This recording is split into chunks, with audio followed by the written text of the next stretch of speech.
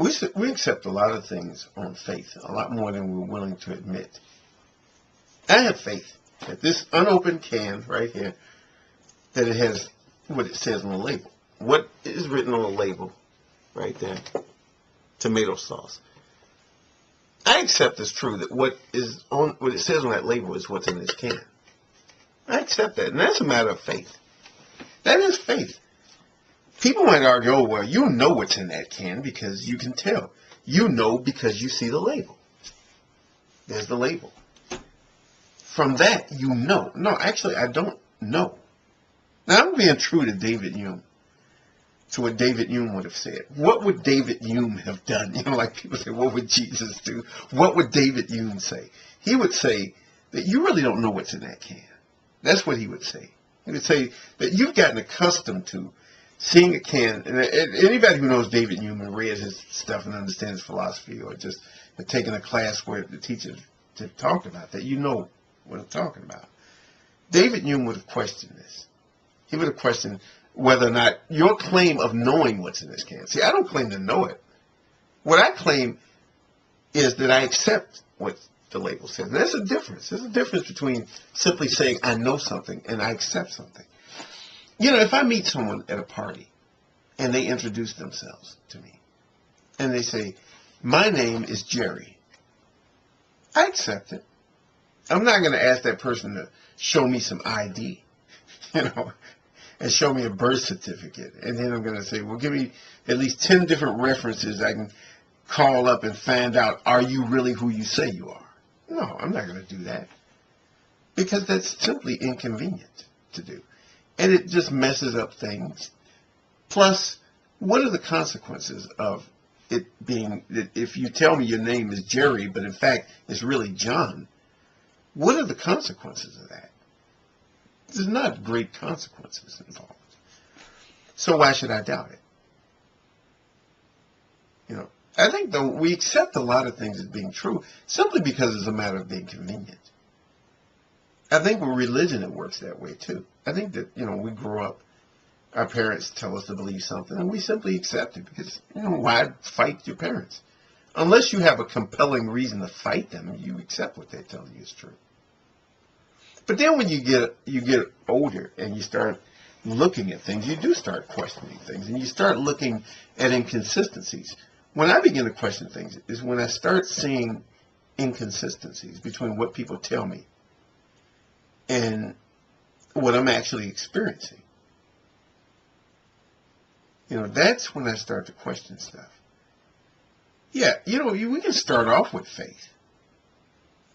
But that faith is not going to stand up over time if you start seeing contradictions. You start seeing things that just don't match up. You know, I would not accept that. I would be skeptical that this label is correct if, let's say, half the time I opened up cans that said tomato sauce and it had like peaches in it, or it had, you know, sliced apricots, or if it had I don't know, tuna or something. If half the time it had something other than what it said on the label, then I would be somewhat skeptical. But generally, in fact, I have never opened up a can that said one thing on the label and actually had something else. Maybe other people have had that experience. I'm sure that probably has happened. But it doesn't happen very often. It's rare. It's a rare thing. Extremely rare. But not impossible. Most of the time in life, things happen pretty much like we expect them to happen. There are times when things surprise us. We all know that. I mean, life has its surprises. But, you know, if you think about it, for every one surprise, there are like 9 other things that didn't surprise us. My point is that we accept a lot more things on faith than we care to admit. We're not as rational as we would like to think we are.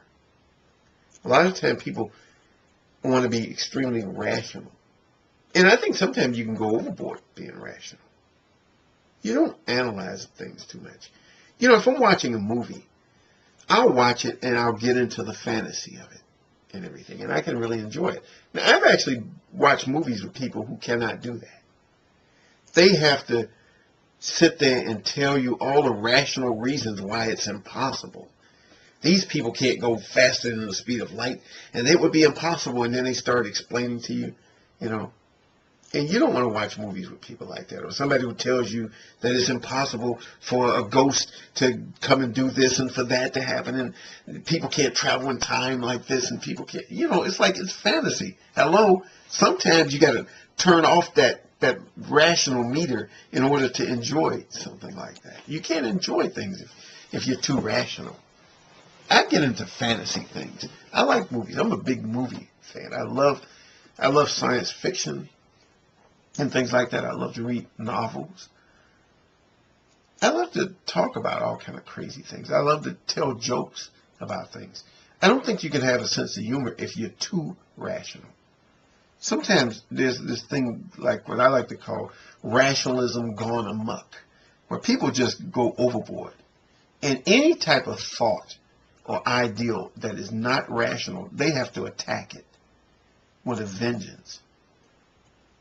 You know, that's one thing that it's very annoying to be around people like that.